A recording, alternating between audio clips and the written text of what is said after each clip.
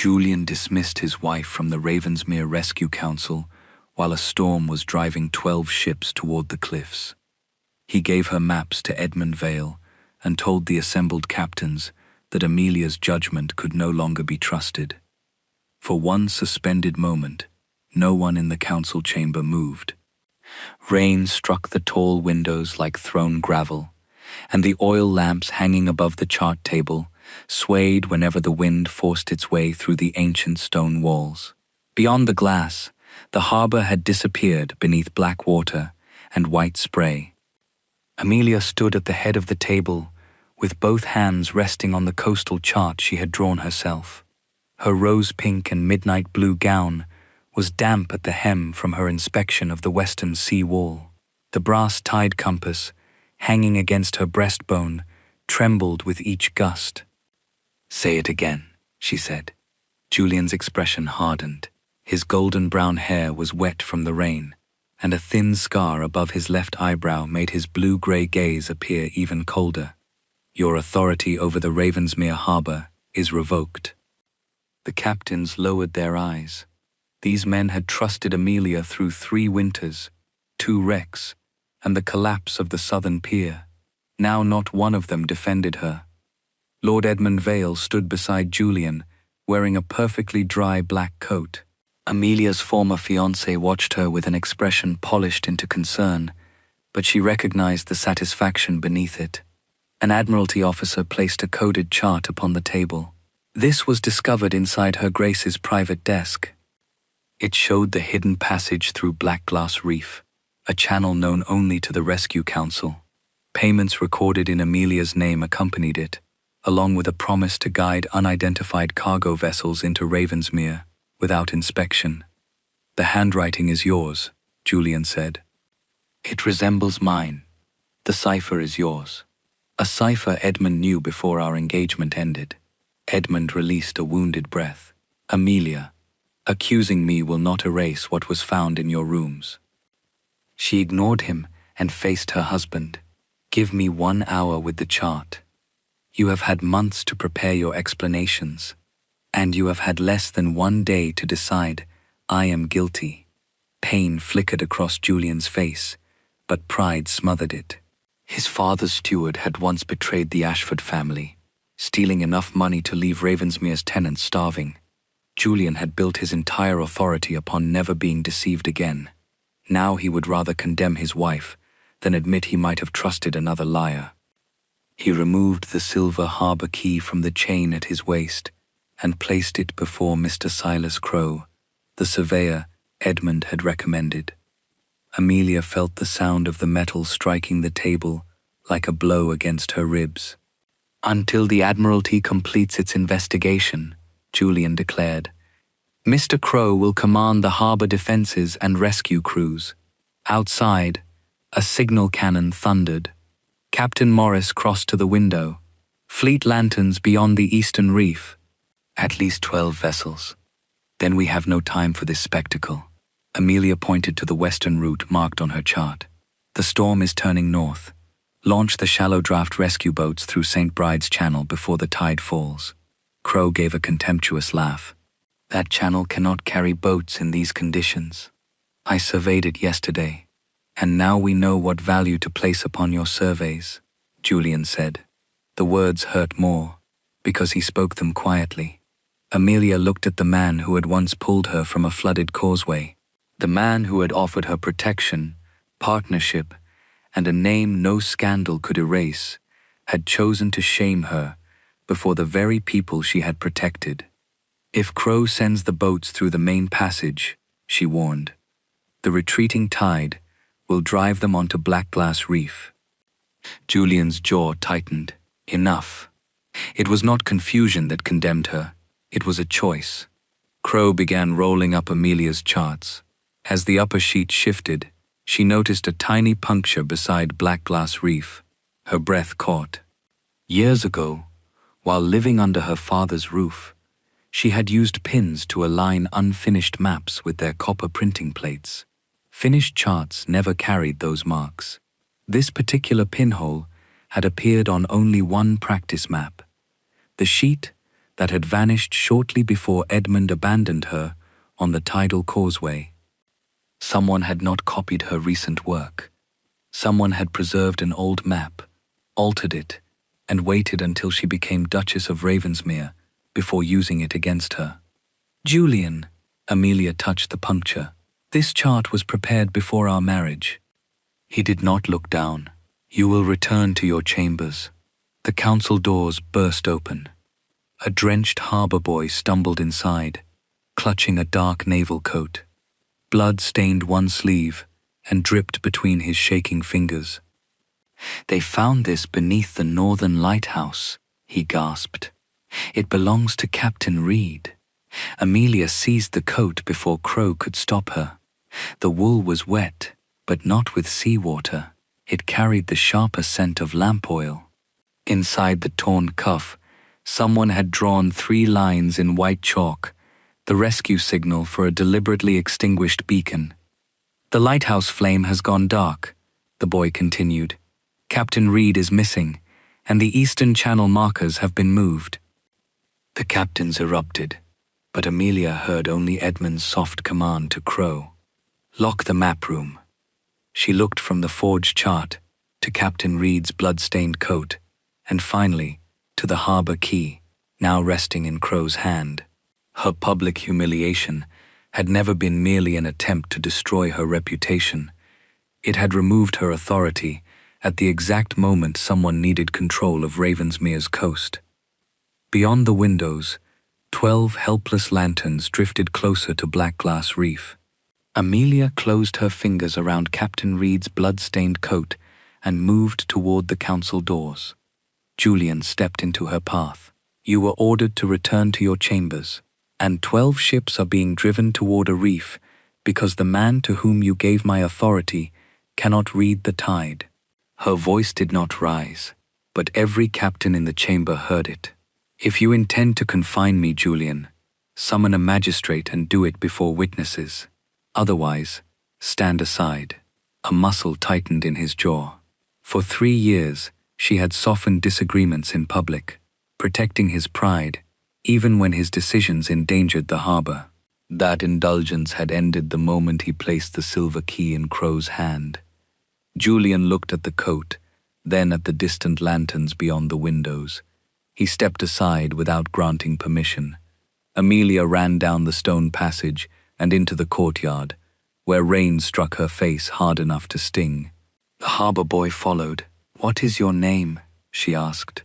"Peter Moss, Your Grace." "Where did you find the coat?" "I did not. Old Mrs. Penrose found it beside the lighthouse path and sent me here." That mattered. The northern lighthouse stood above the tide line. If the coat had been soaked there, the water had come from the rain, not the sea, confirming that Reed had reached land before he disappeared. Amelia crossed the courtyard toward the servants' wing, calculating wind, distance, and the falling tide. Her maternal uncle, Commander Josiah Harcourt, had taught her navigation after losing the sight in one eye during naval service. He had made her calculate tidal intervals before allowing her to touch a chart, and had taught her that coastlines were not lines at all, but living borders that shifted by the hour. When Amelia arrived at Ravensmere as Julian's bride, 4 ships had been wrecked along Black Glass Reef in a single winter. She had surveyed St. Bride's Channel herself, corrected the estate's outdated tables, and reduced the next winter's losses to none. Julian had praised those results before Parliament. Tonight, he had allowed a forged paper to erase them. Mrs. Beatrice Rowland met Amelia beneath the servants' arch, carrying an oilskin cloak.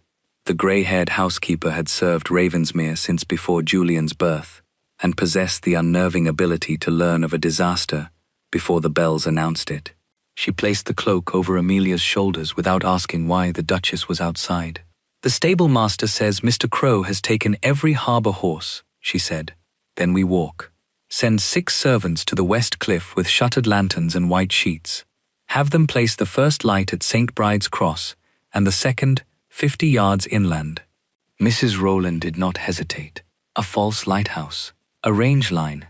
When the 2 lights appear one above the other, The ships will know they are aligned with the safe channel. Peter stared at her. But the captains may not recognize it. Captain Reed made them practice the signal in September. Amelia handed Mrs. Rowland the blood-stained coat. Keep this locked in your room.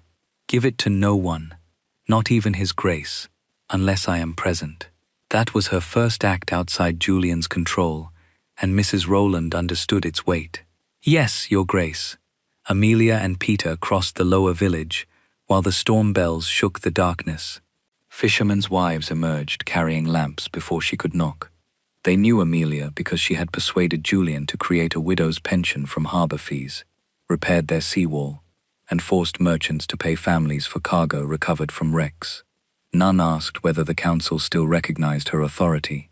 Within minutes, a chain of villagers climbed the western cliff, with lanterns protected beneath their coats.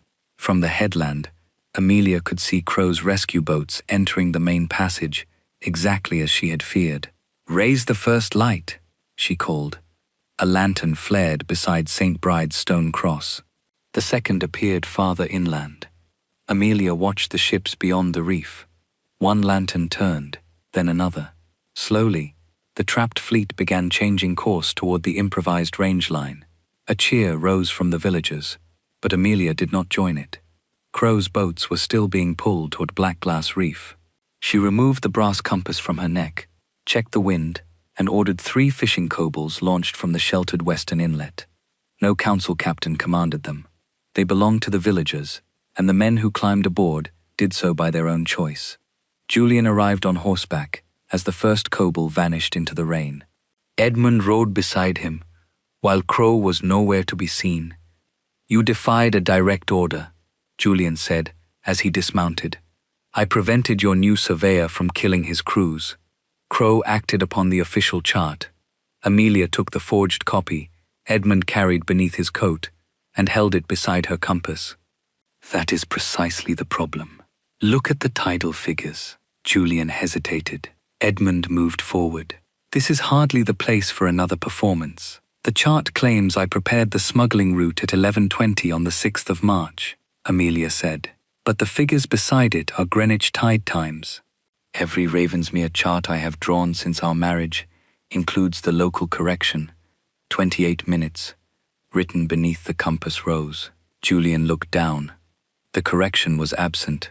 Amelia pointed toward the sea, where the false range lights were drawing the merchant vessels safely west, while Crow's route carried the rescue boats east. "The evidence bearing my name contradicts the coast before your eyes." For the first time, uncertainty fractured Julian's anger. Before he could speak, Peter tugged Amelia's sleeve and slipped something into her hand. It was a brass button torn from Captain Reed's coat, its back packed with fresh red sealing wax. Pressed into the wax was the tiny image of a falcon, the personal crest Edmund Vale had used on every letter he sent Amelia during their engagement. She closed her fist before Edmund could see it. Across the dark water, a single pistol shot sounded from inside the unlit lighthouse. The pistol shot rolled across the water and vanished beneath the roar of the storm. Amelia thrust the brass button into the pocket of her oilskin cloak before Edmund could notice it, and turned toward the northern lighthouse. "Peter, remain with the signal lanterns," she ordered. "If the upper light fails, send 2 men to replace it. Do not abandon the range line for any reason." Julian caught her arm as she started down the cliff path. "You are not entering that tower." Amelia looked at his hand until he released her. "Captain Reed may be wounded inside, and your appointed surveyor has vanished. You may accompany me, or waste time trying to command me, but I am going." Julian's face tightened, yet he drew the pistol from beneath his coat and motioned for 2 harbor men to follow. Edmund came behind them, insisting that his knowledge of the old sea caves might prove useful. The path narrowed as it descended, slick with rain and bordered by a drop that disappeared into darkness. When they reached the lighthouse, they found the oak door closed and a heavy iron bar wedged through its outer brackets. Amelia touched the wet metal. Someone imprisoned the keeper inside. Julian saw the implication immediately. Amelia had been standing before him in the council chamber when the door was barred. An accomplice could have done this, Edmund said before Julian could speak. Julian's brief uncertainty disappeared behind the explanation. The harbour men removed the bar, and Julian entered first with his pistol raised. The circular chamber smelled of burned powder, lamp oil, and blood. A man groaned near the spiral stairs. Amos Bell, the elderly lighthouse keeper, lay against the wall with a torn scalp and one wrist twisted at an unnatural angle. Amelia knelt beside him while Julian searched the shadows. "Where is Captain Reed?" she asked. Bell's eyelids fluttered. "Came before the bell. Said the channel marks had been moved." Another man followed with the silver harbour key. His gaze drifted toward Edmund, then toward the stairs, too unfocused to recognize anyone. They argued above. Reed shouted that the chart was false. Someone struck me. Heard them dragging him below. Julian looked at Edmund. "Crow had the key. A key you lawfully gave him," Amelia said. Edmund crouched beside Bell with an expression of grave sympathy. "Did the Duchess ever ask Captain Reed to alter the lighthouse records?" Bell stared at him in confusion. "Do not question an injured man," Amelia snapped. She stabilized his wrist with 2 pieces of kindling and a strip torn from her petticoat, then sent one harbour man to bring the village surgeon. Julian watched her hands. Those same hands had copied tide tables beside him late into countless nights, steady and patient, but he looked away before the memory could soften him. Amelia climbed the spiral stairs. The great lantern had not merely been extinguished. Its mirrored reflector had been rotated east, aimed toward Blackglass Reef. Had it remained lit, the false beam would have drawn the merchant fleet directly onto the rocks. She loosened the locking screw, but the metal refused to turn. Someone had hammered it tight. "Give me the butt of your pistol," she told Julian.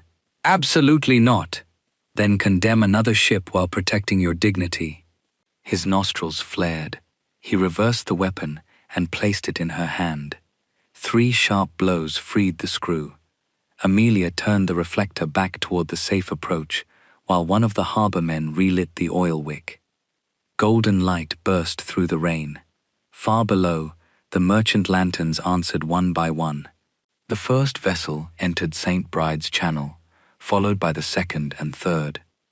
Amelia allowed herself one breath of relief. It was a small victory, but it belonged to the villagers and sailors who had trusted her when her husband would not. As she returned the pistol, something inside the lamp's oil tray caught her eye. She lifted the wick housing and found a plain wooden tally disc, no larger than a shilling, blackened around one edge and stamped with the characters C12. Such discs were issued to dock labourers when they collected cargo, but Ravensmere used brass tallies, never wood. "Peter," she called when the boy reached the upper chamber. "Watch carefully." She wrapped the disc in the clean corner of her handkerchief. "I found this beneath the lamp housing at approximately 11:30. You saw me remove it?" "Yes, Your Grace." Edmund appeared on the stairs in time to hear the exchange. His eyes settled on the wrapped object, and the concern vanished from his face for a fraction of a second. Amelia gave the tally to Peter. "Take it directly to Mrs. Rowland. Tell her to place it with Captain Reed's coat. Speak to no one else."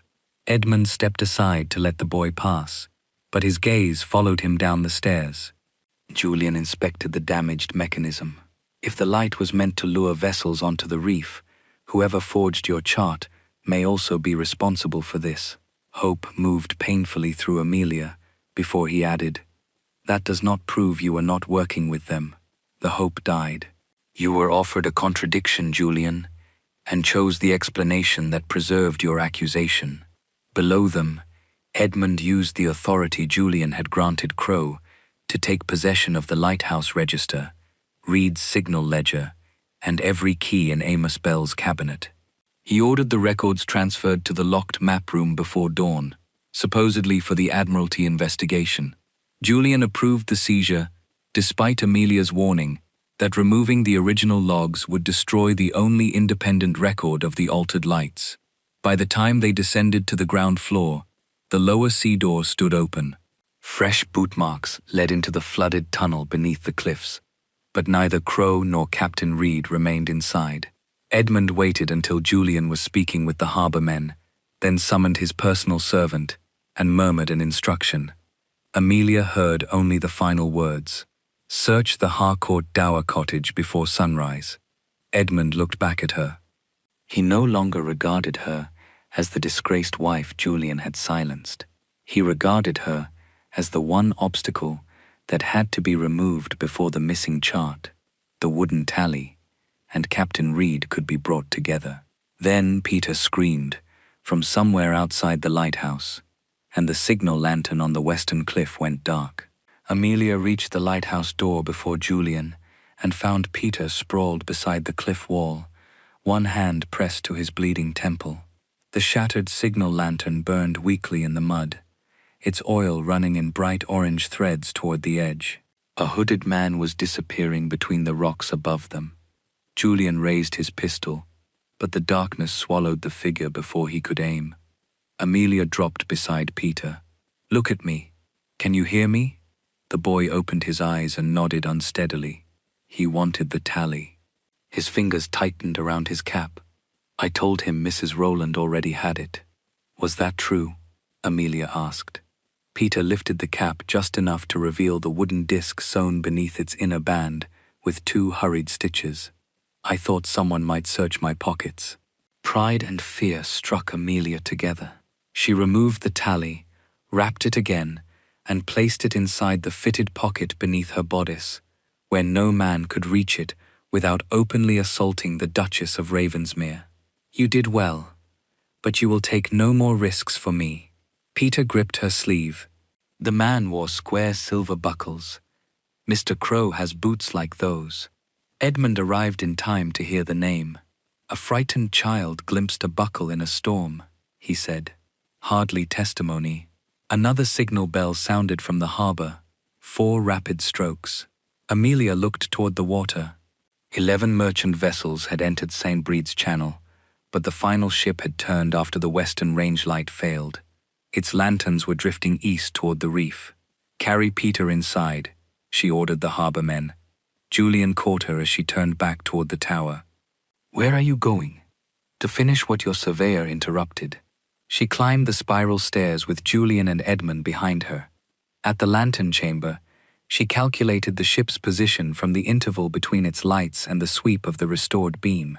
The ordinary beacon could warn the vessel away from the cliffs, but it could not show the hidden channel without the second range lantern. Amelia took Amos Bell's shutter lever and began covering the beam in a deliberate pattern. 2 long flashes, 1 short, repeated 3 times. "What signal is that?" Julian asked. "Turn west and hold until the lower light answers." "There is no lower light." "There will be." Amelia told a harbour man to carry a hooded lamp halfway down the tower and expose it only when the ship's mast aligned with St. Bride's Cross. The arrangement was crude, but Commander Harcourt had taught her that navigation depended upon fixed relationships, not magnificent instruments. Minutes passed. The ship's lights continued east. Then the lower lamp appeared through the rain. Amelia opened the great shutter. The 2 lights aligned.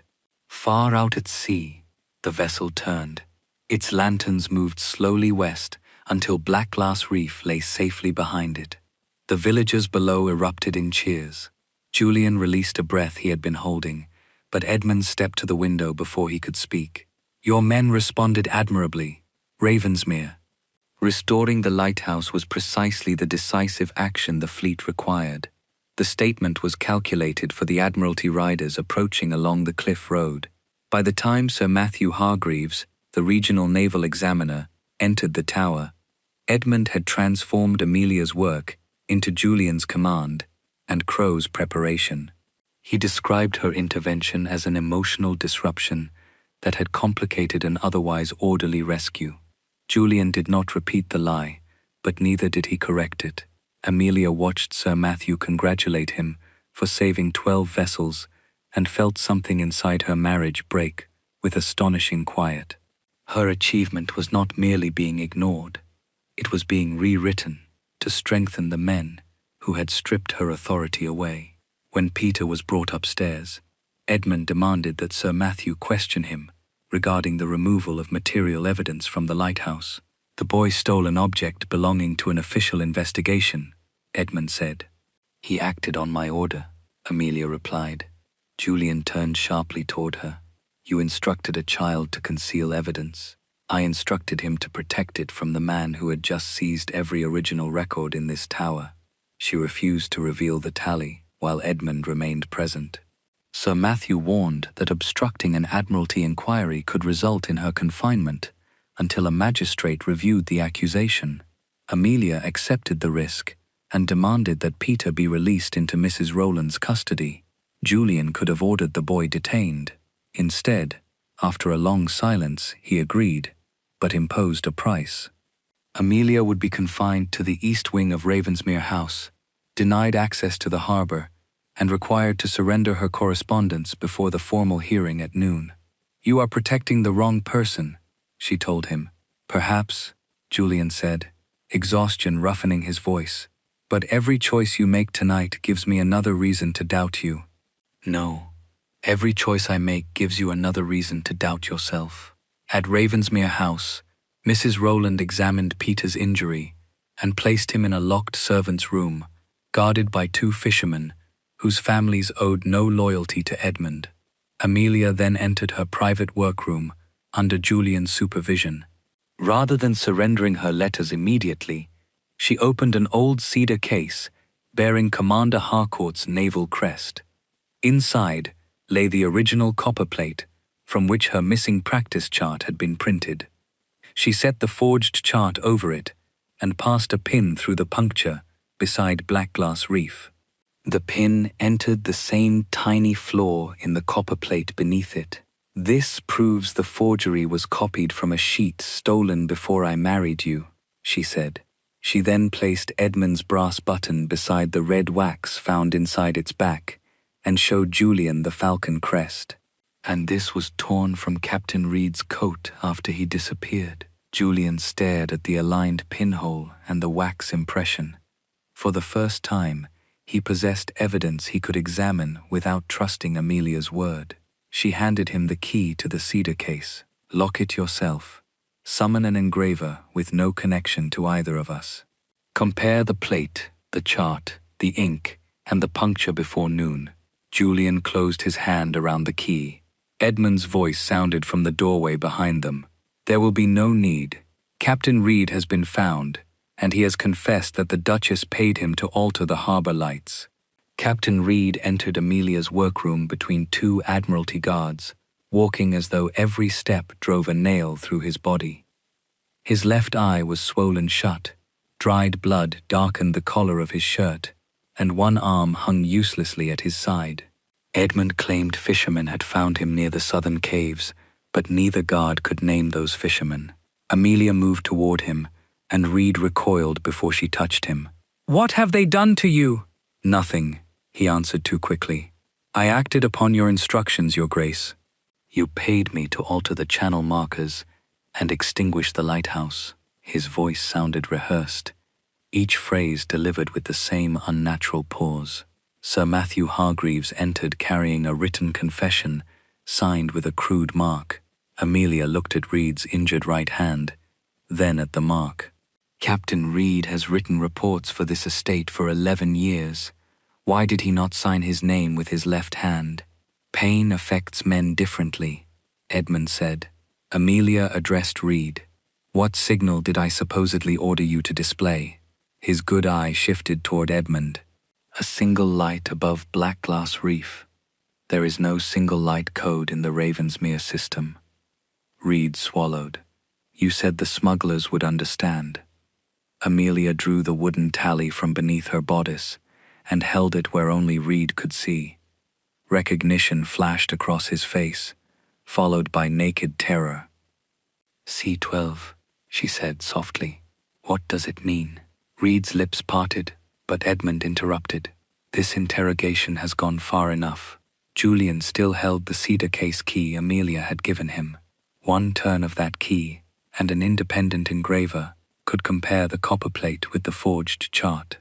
Instead, he looked at Reed's battered face and saw only another trusted servant who appeared to have betrayed him. Sir Matthew placed 2 documents upon the desk. The first was a formal accusation, naming Amelia as a suspected participant in smuggling and sabotage. The second created a temporary harbor security commission under Silas Crowe, with Edmund serving as financial surety and Julian surrendering direct control of the private keys until the Admiralty inquiry ended. "Do not sign that commission," Amelia said. "Crowe used the silver key to enter the lighthouse. His boots match Peter's description. Reed disappeared after challenging him and now returns with a confession he cannot explain." Edmund's expression remained composed. A duchess accused of treason is hardly qualified to choose the men investigating her. Amelia set the copperplate beside Julian's hand. "Then verify this first. Send for any engraver in Truro. He can tell you whether the pinhole and plate existed before our marriage. You lose nothing by waiting 3 hours." Julian stared at the aligned punctures. Doubt moved across his face, but so did humiliation. To delay now would mean admitting before Sir Matthew, Edmund, the guards, and his own household that he might have publicly condemned his wife without examining the evidence. His pride made the decision before his reason could stop it. "Ravensmere cannot remain unsecured while we wait for craftsmen," he said. "The fleet is safe," Amelia replied, "because I made it safe, and Reed's confession places you at the center of the sabotage. His bruises place someone else at the center of it." Reed lowered his head. The guards said nothing. Sir Matthew looked uncomfortable, but did not challenge a duke inside his own house. Even the servants at the doorway retreated when Amelia searched their faces for support. Fear had made silence more powerful than loyalty. Julian took up the pen. "If you sign," Amelia said, "Crowe will control the warehouses, manifests, sea gates, and original records. Whatever happens after that will happen because you gave him the means." Julian's hand paused. This was the final moment in which he could still choose investigation over pride. Edmund did not urge him. He was clever enough to let Julian betray himself. Julian signed the accusation first. Then he signed the commission. The scratch of the pen sounded louder to Amelia than the storm. He pressed the Ashford seal into black wax and handed both documents to Sir Matthew. "Until the inquiry concludes, my wife will reside at Hawthorne Lodge under household supervision. She is forbidden to enter the harbour, communicate with its officers, or remove estate records." Amelia felt the last fragile thread connecting her to him snap. He had once rescued her from a rising tide, promising she would never again be left powerless, while another man decided her fate. Now he had done exactly that before witnesses and placed the instrument of her destruction in Edmund's hands. "You are not sending Peter with me," she said. "He will remain under Mrs. Rowland's protection." "The boy is material to the inquiry," Sir Matthew replied. "Then record that I accept responsibility for everything he carried and every order he followed." Protecting Peter meant surrendering her own freedom without resistance, but she would not allow Edmund to isolate a frightened child. Julian agreed, though Mrs. Rowland was dismissed from her position for refusing to surrender the key to Peter's room. Amelia watched the housekeeper remove her ring of household keys and place it on the desk. One by one, the people loyal to Amelia were being stripped from Ravensmere. As the guards escorted her toward the waiting carriage, Reed passed close enough to brush her sleeve. "Noon," he whispered without moving his lips. "Bonded warehouse. Do not let them open 12. An Admiralty guard shoved him forward before Amelia could answer. Outside, dawn had turned the sea the color of lead. The 12th merchant vessel rescued from Blackglass Reef was being towed toward Ravensmere's private quay under Crowe's new authority. Its hull bore no visible name, and it rode too low in the water for the wool and flax listed on the harbour manifest. Mrs. Rowland stood beside Amelia's carriage holding Peter's cap. While pretending to adjust Amelia's cloak, she whispered, I remembered the mark on the wooden tally. C12 is not a labor token. It means bonded warehouse C, Bay 12. Amelia looked toward the quay. Crow's men were unloading unmarked crates from the nameless ship and carrying them into warehouse C. At noon, Sir Matthew's officers would conduct their formal search. If they discovered contraband inside a Ravensmere warehouse operating under Julian's seal, the Crown could seize the private harbour and prosecute its owner. Amelia no longer intended to save her marriage. She intended to save the innocent families whose homes, wages, and futures Julian had just placed in Edmund's hands. As the carriage door closed, smoke began rising from warehouse C, and Amelia realized the conspirators were not merely planting evidence. They were preparing to destroy everyone who could identify where it had come from. The first explosion shattered the carriage windows before Amelia reached the estate gates.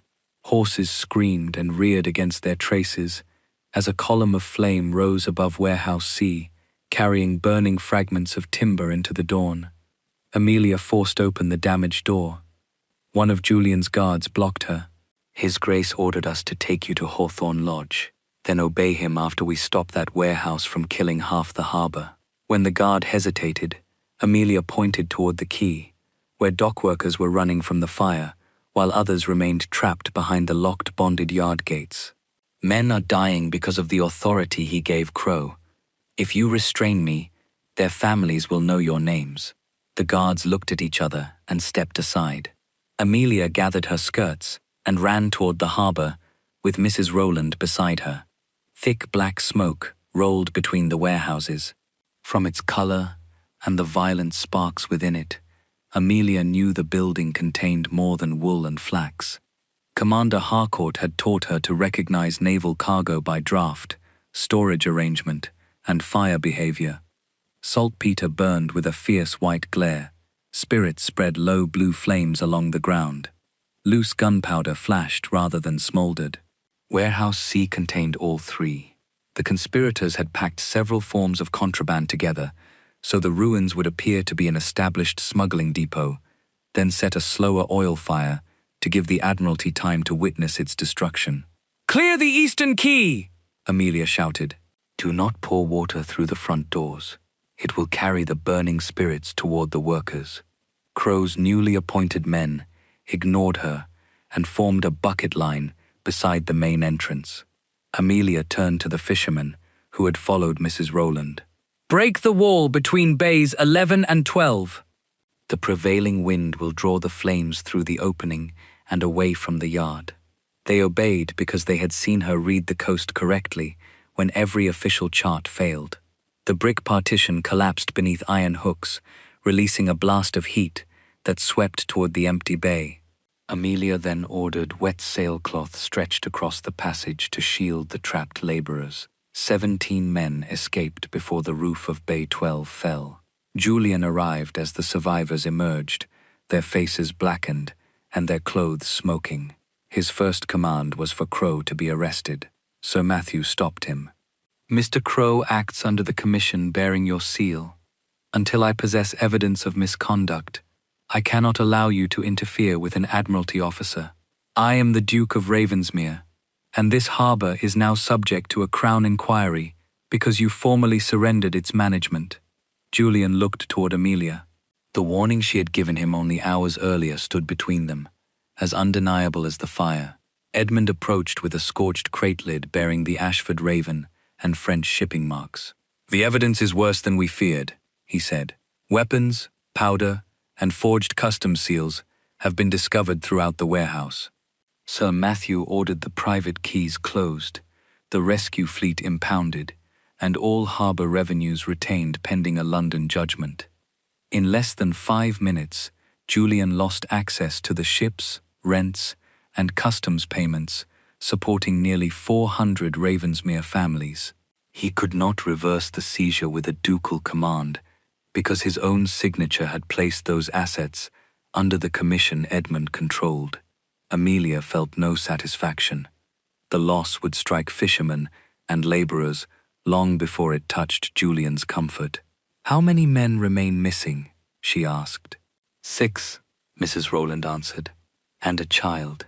Lucy Reed was seen carrying breakfast to her father before the fire. Amelia found Captain Reed behind an Admiralty wagon, still guarded despite the flames. At his daughter's name, his battered composure collapsed. "They put her in Bay 11, he said. "Crow promised she would live if I signed the confession. You did not sign it. They marked it for you. I repeated what they ordered. God forgive me." Amelia did not offer forgiveness or demand further testimony. She asked where Lucy had been confined. Reed described a weighing room built against the rear wall. The main passage was already blocked, but Amelia remembered the foundation chart she had corrected during repairs 2 years earlier. Warehouse C stood above an abandoned tidal culvert that opened beneath Bay 10 and rose through an old inspection hatch behind the weighing room. The culvert would remain passable only until the incoming tide filled it. "I can reach her from the seawall," Amelia said. Julian caught her wrist. "You are not entering a burning warehouse. I am not asking your permission." "Then let me go." "No. If the tunnel collapses, Ravensmere still needs someone publicly accountable for what happened here." She pulled free and chose 2 fishermen small enough to fit through the culvert. They tied ropes around their waists and entered through the barnacled opening beneath the quay. Mud and seawater reached Amelia's knees, then her waist. Smoke poured through the inspection hatch overhead. She calculated the distance by counting foundation arches in the darkness. At the 7th arch, she found the iron ladder, climbed, and forced the hatch with her shoulder. Lucy lay beneath a table, coughing but conscious. Beside her were 2 missing dock workers, whose hands had been bound. Amelia cut them free and lowered the child into the culvert. The tide was already rising when they crawled back. A surge filled the tunnel to Amelia's shoulders, but all 4 emerged before the inspection hatch collapsed behind them. Reed fell to his knees when Lucy was placed in his arms. Sir Matthew witnessed the reunion and immediately removed Reed from Edmund's custody. At Amelia's insistence, Reed was taken to the parish infirmary under 2 Admiralty Marines, while Lucy was sent separately to Mrs. Rowland's widowed sister in the inland village, guarded by fishermen whose names were recorded with Sir Matthew. No one person would control both witness and child again. Reed caught Amelia's hand before they carried him away. "The fire was not meant only to destroy the weapons," he whispered. Crow took the original harbor manifests into the underground archive. There is a sluice beneath the map room. At high tide, he will open it and flood every record proving where the ship came from. Amelia looked at her brass compass and calculated the tide from the moon's position and the morning tables she knew by memory. "How long?" Julian asked. 47 minutes, she answered. A second bell began ringing from beneath the council house, the alarm for water entering the archive vault. Amelia reached the council house before the archive bell finished its 3rd warning. Water already streamed beneath the locked map room door, carrying scraps of ink-stained paper into the corridor. Crow's commission guards stood across the entrance and refused to move even when Julian ordered them aside. "The archive is under Admiralty control," their sergeant said. "No one enters without Mr. Crow's authorization." Julian's face hardened with helpless fury, but Amelia turned to Sir Matthew. "These are Crown records now. You have the power to authorize their rescue." Sir Matthew studied the rising water, then gave her written permission to enter with 2 witnesses. "My conditions come first," Amelia said. "Captain Reed remains at the parish infirmary under your Marines. Lucy stays at a separate undisclosed cottage. Peter and Mrs. Rowland are not to be questioned without me or a magistrate present, and anything recovered must be inventoried before it leaves this building." Sir Matthew agreed. Julian began to speak, but Amelia stopped him. "You may help only if you follow my instructions. Your title will not command the tide." The words struck him, yet he nodded. The guards broke the door open. Waist-deep water surged into the corridor, nearly knocking Peter from his feet. Amelia caught him and ordered him to remain beside Sir Matthew's clerk to record every object removed. Inside, the archive shelves were collapsing one after another. Crow had opened the old sea sluice completely, allowing the incoming tide to pour through the foundations. Julian reached for the nearest ledger, but Amelia pulled him back. "Those are copied rent books. Leave them." "How can you know?" "Because I reorganized this room after the flood 2 years ago." She pointed toward a row of iron brackets above the eastern wall. Original bonded manifests were moved to the upper shelves, sorted by arrival channel rather than date. "You approved the expense without asking what it was for." Julian stared at the labels written in her hand. He had believed the harbor's improved revenues and reduced losses were the natural results of his authority. Now he saw Amelia's work built into every shelf, code, and protected compartment. They crossed the room, using a rope secured to the corridor pillars. Amelia combined the tidal measurements she knew by memory with the foundation plan she had drawn during repairs and located the strongest section of wall above the blocked drainage arch. There, beneath a fallen cabinet, she found an iron dispatch box. Its lock had been struck repeatedly, but had not opened. Julian helped her lift the cabinet, cutting his palm on broken brass. Together they carried the box into the corridor, while the last shelves collapsed behind them. Sir Matthew's clerk recorded the time, location, condition, and names of everyone present before Julian broke the lock. Inside were 6 soaked parchment counterfoils, protected by waxed linen.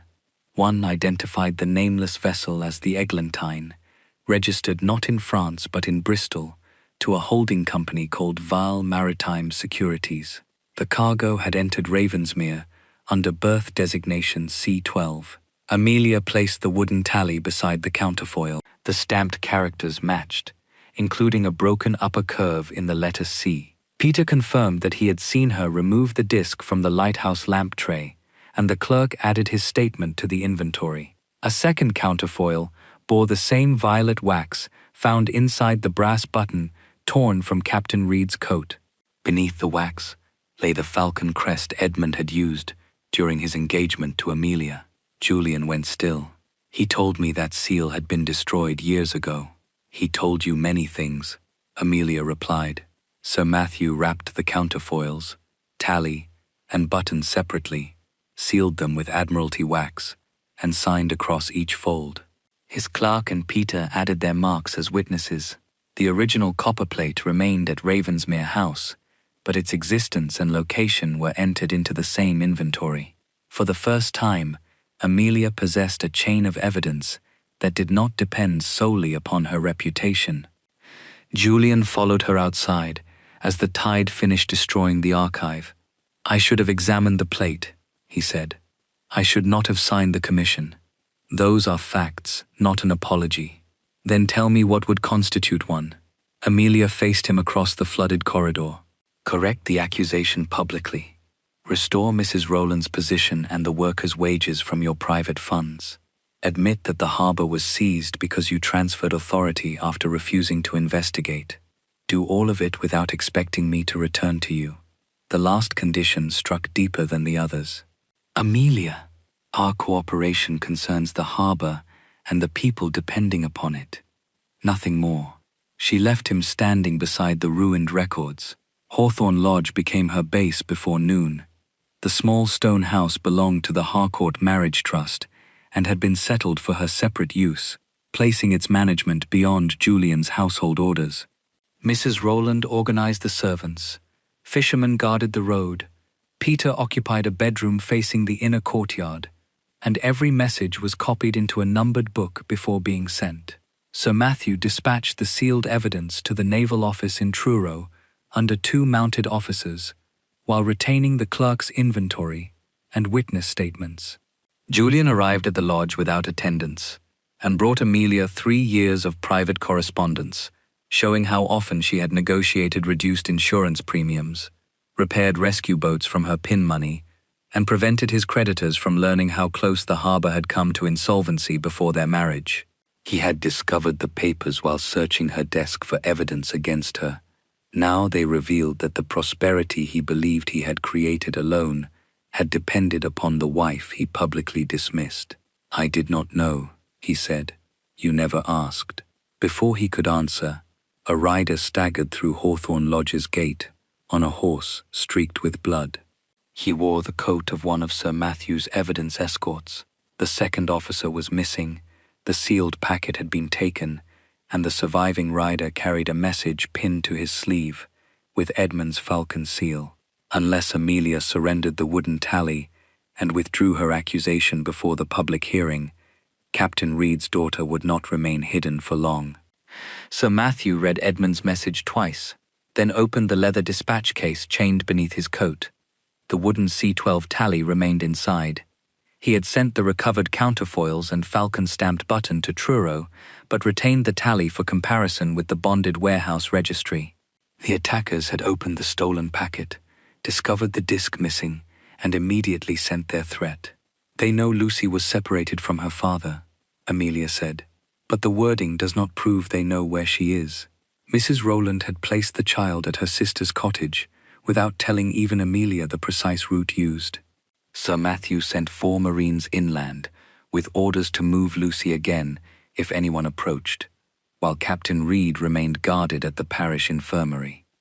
Amelia refused to exchange evidence for a promise Edmund could never be trusted to keep. Before noon, a magistrate arrived at Hawthorne Lodge, carrying a warrant obtained through Edmund's commission. The accusation of treason allowed officers to search the house and temporarily seal Amelia's workroom, despite the property being held in trust. Her numbered correspondence book, Commander Harcourt's tide tables, and every copy of Peter's statement were confiscated. Edmund's men found no tally, but they spread word through the village that the Duchess had hidden Crown evidence and endangered a child to protect herself. The public hearing began early, inside the Harbour Assembly Hall. Tenants, merchants, naval officers, and survivors from the warehouse fire filled every bench. Edmund stood at the commissioner's table, with the confidence of a man who had removed the evidence before anyone could judge it. He announced that the recovered counterfoils had never reached Truro, and suggested Amelia had arranged the ambush herself, because the documents could not withstand official examination. He produced the copper plate from her cedar case.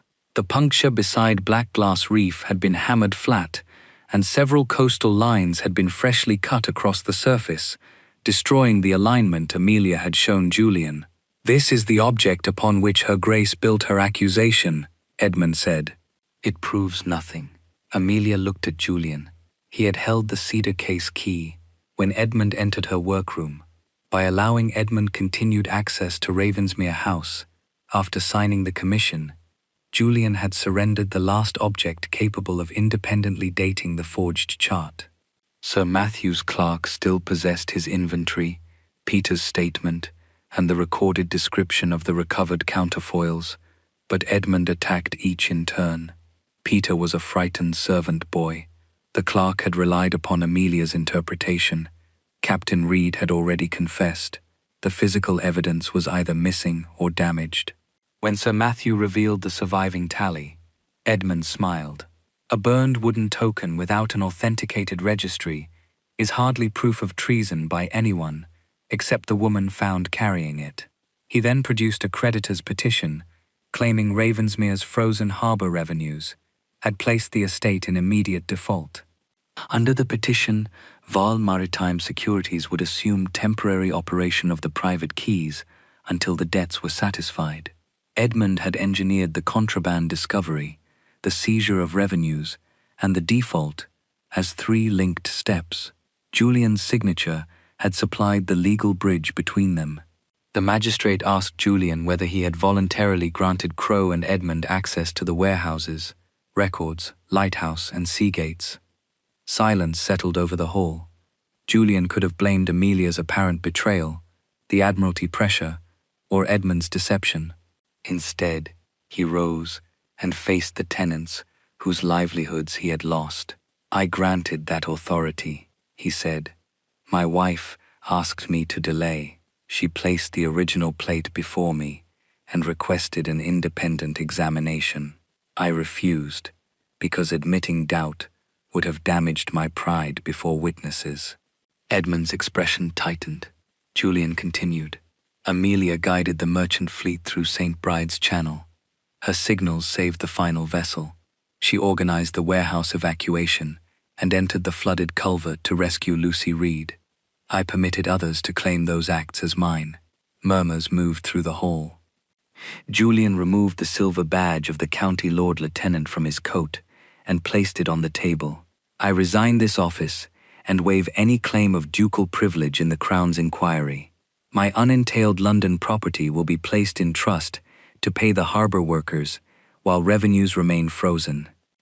I also withdraw every personal accusation I made against my wife. The admission damaged his public authority, his political position, and his private fortune. It did not restore Amelia's trust. She met his eyes only long enough to acknowledge that he had finally told the truth, when doing so cost him something. Edmund recovered quickly. A remorseful husband does not make a suspected traitor innocent. The magistrate agreed that the hearing still lacked physical proof connecting Edmund to the eglantine, the altered lights, or the planted weapons. He approved the creditor's petition provisionally and ordered Amelia confined at Hawthorne Lodge until a Crown panel arrived the following morning. Edmund appeared to have won. Ravensmere's keys passed into his financial control. Amelia's evidence had vanished, and Julian had sacrificed his standing without clearing her name. Back at Hawthorne Lodge, Amelia sat before the sealed workroom while rain tapped against the windows. She reread Edmund's threat from memory. Surrender the wooden tally and withdraw your accusation. He had not asked for the counterfoils or the brass button because he already possessed them. He wanted the tally, even though he had publicly dismissed it as meaningless. That contradiction mattered. Amelia examined the disc beneath a magnifying lens borrowed from Mrs. Rowland's sewing basket. The broken upper curve of the stamped C was not damage from the lighthouse fire. It was a deliberate flaw, cut into the issuing die, a merchant's safeguard against duplicated tokens. Along the disc's rim were 12 tiny notches, but the 7th had been filled with black sealing compound. Commander Harcourt had taught her that shipping syndicates sometimes concealed destination numbers by filling selected cuts. When Amelia scraped away the compound, she found a miniature falcon pressed beneath it. The tally did not merely identify Warehouse C, Bay 12. It identified the private issuer controlling that bay. Edmund needed it destroyed because only the true issuer would recognize the hidden mark. Amelia placed the disc back into Sir Matthew's sealed envelope and began designing a question Edmund could not answer safely. At the Crown hearing, she would present an unmarked copy and claim it had been recovered from a different warehouse. If Edmund denied knowing the token, he could not explain its hidden falcon. If he identified the concealed mark before she revealed it, he would prove knowledge only the issuing conspirator could possess. He has spent this entire inquiry making everyone else repeat prepared lies, Amelia said. Tomorrow, we will force him to choose his own. At that moment, a messenger arrived with notice that Edmund had moved the Crown hearing forward again. It would begin at sunset, less than 2 hours away. Amelia used the remaining 2 hours to separate every person Edmund might threaten. Lucy Reed was moved again under marine escort without passing through Ravensmere village.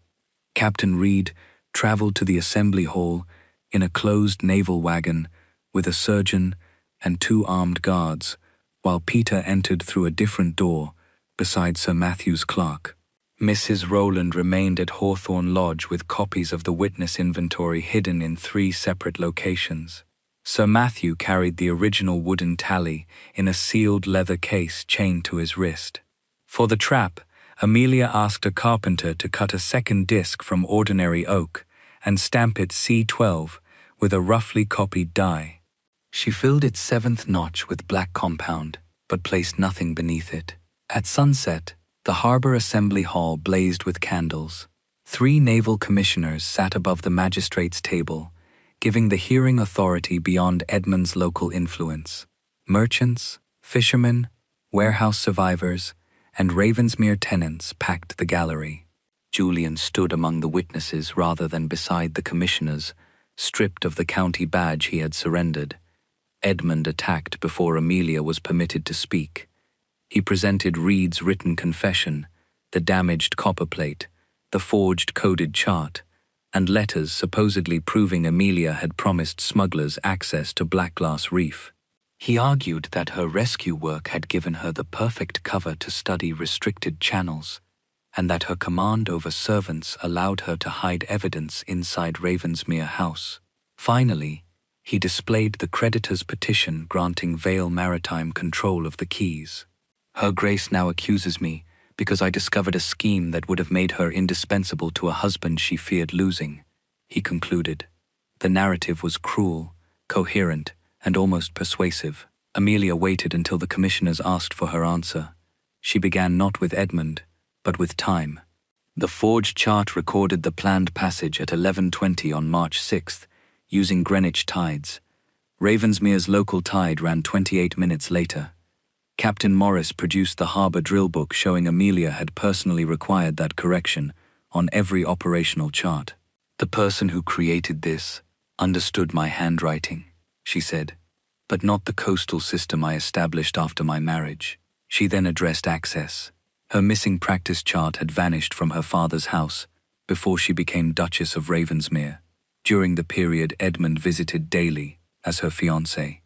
Julian testified that he had seen the matching pinhole pass through the chart and copperplate before the plate was taken from the locked cedar case under Edmund's commission.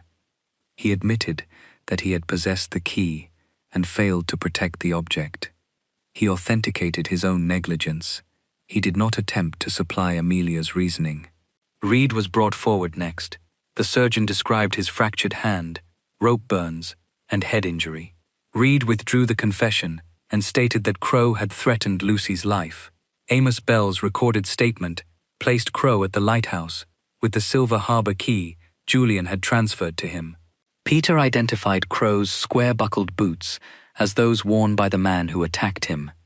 Edmund dismissed each witness as dependent upon Amelia, but Sir Matthew's clerk read the archive inventory made before the evidence packet was stolen. It recorded the Eglantine, Vale Maritime Securities, berth C12, and the Falcon seal. Descriptions are not objects, Edmund said, and frightened witnesses can be instructed.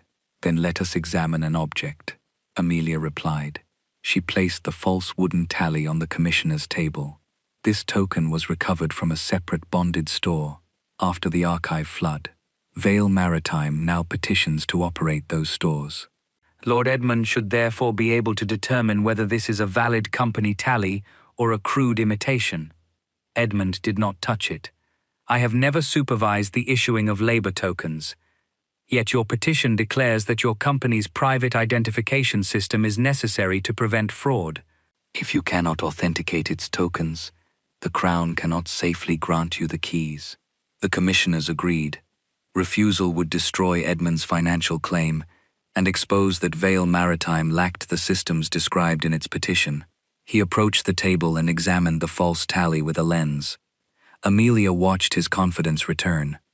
"This is fraudulent," he announced. "The C is poorly cut, the edge notches are uneven, and there is no maker's mark beneath the compound in the 7th notch." Silence sharpened throughout the hall. Amelia had never mentioned a maker's mark in public. Sir Matthew's inventory described only a burned wooden disc stamped C12.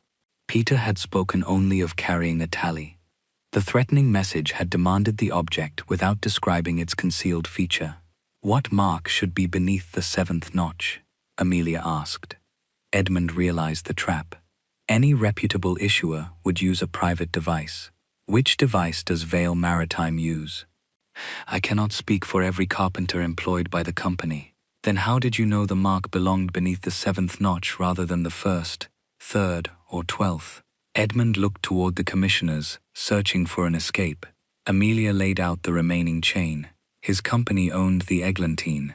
His agent Crowe received Julian's key, altered the light, controlled the warehouse, flooded the archive, and vanished after the fire.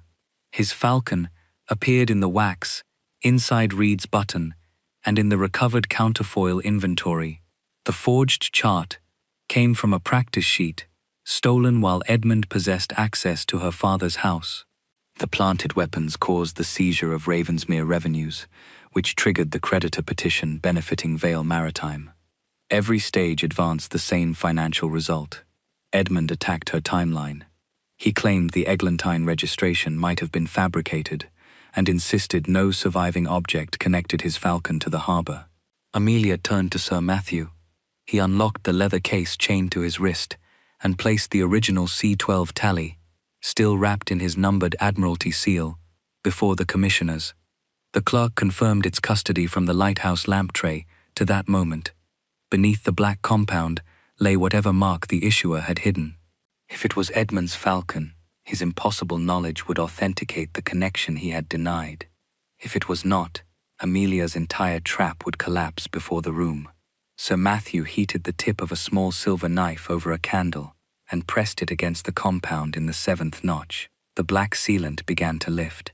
The black compound curled beneath Sir Matthew's heated blade, releasing a bitter smell of tar and linseed oil. Beneath it, stamped so deeply into the wood that no knife could have added it afterward, appeared a falcon with one wing raised, the private emblem of Vale Maritime Securities. No one moved. Even the harbour bells beyond the assembly hall seemed distant.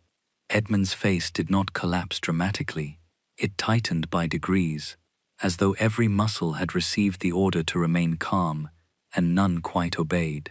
"A mark proves only that the token passed through one of my warehouses," he said. "It proves considerably more when you identified its location before it was uncovered," Amelia replied. She turned toward the commissioners, the brass-tied compass steady in her palm. The token was found inside the lighthouse housing after Amos Bell was beaten and the beacon extinguished. Its broken letter matches berth C, and its 12 notches designate the 12th bonded berth. Lord Vale has just admitted that his company concealed its maker's mark beneath the 7th notch. Therefore, his company issued an operational token carried by the men who disabled the light. Sir Matthew placed the tally beside the clerk's surviving inventory of the Eglantine's cargo. The same falcon appeared beside the ship's registration, the name Vale Maritime Securities, and the designation C-12. Edmund glanced toward the side door. 2 Marines crossed their muskets before it.